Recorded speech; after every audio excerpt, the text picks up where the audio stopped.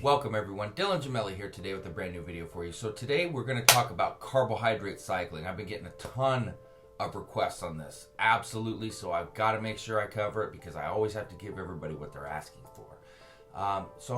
Most of us pretty much eat the same way every day. Similar food, similar amount, similar timing, whether it's by choice or just simply by human nature pattern.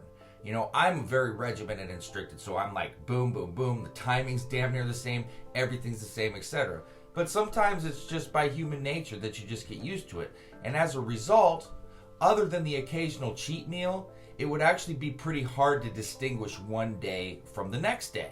The problem with that is if you don't vary your daily calories, you could end up overfeeding yourself on the rest days or the days you're training light, and at the same time underfeeding yourself on the hardest training days. So luckily you can get the best of both worlds with carbohydrate cycling.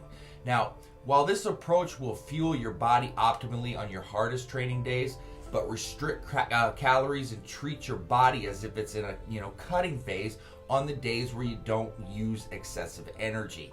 So how does it work?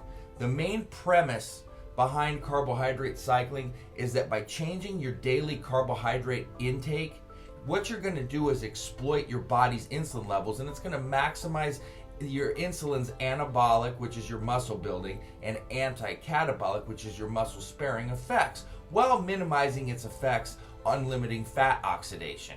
So, how is it done?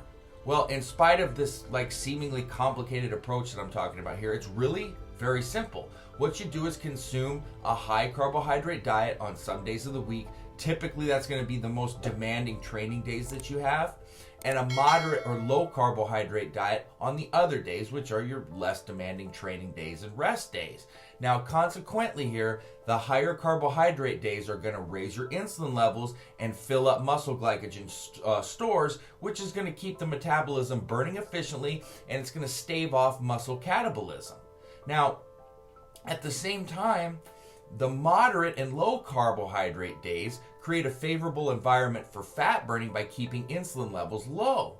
So if your goal is to lose fat, limit your high carb days to once or twice per week.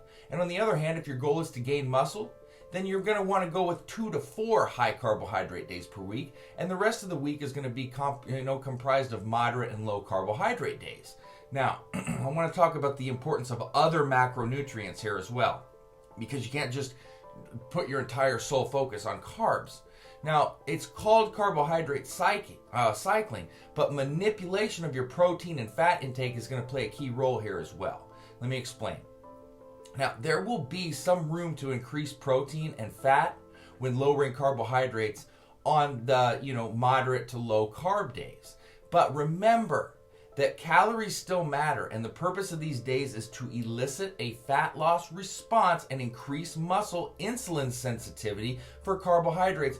And increasing calories too much from protein and fat will negate the fat loss response that would otherwise occur. So you would be in a slight calorie deficit on the low carbohydrate days and a slight surplus on the high carbohydrate days. And for optimal blood sugar levels and amino acid turnover, it's actually best to divide your daily totals into 6 meals per day.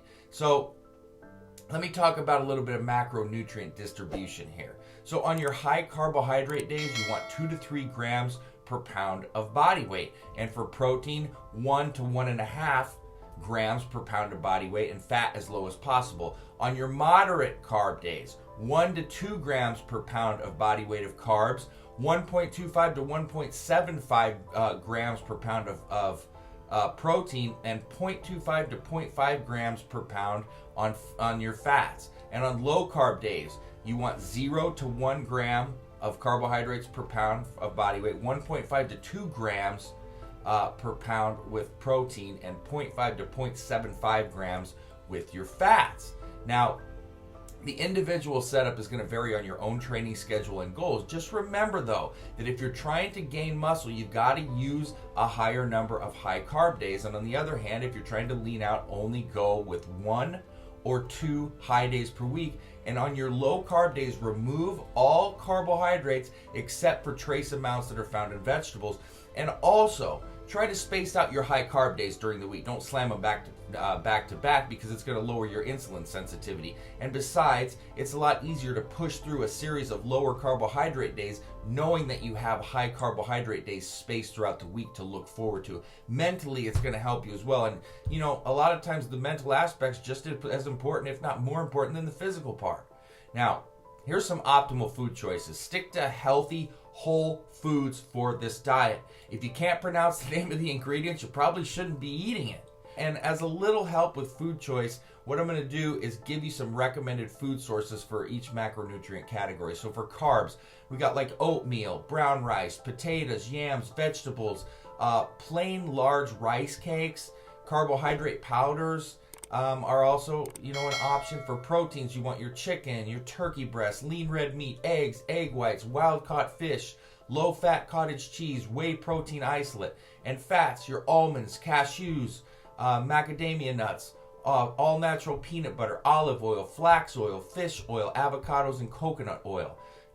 As athletes, and especially physique athletes, we're constantly looking for ways to improve.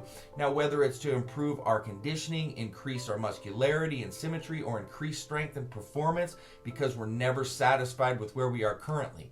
Now, luckily, with smart programming and carbohydrate cycling, you can increase muscle mass while simultaneously decreasing body fat. Perfect for recomposition, correct?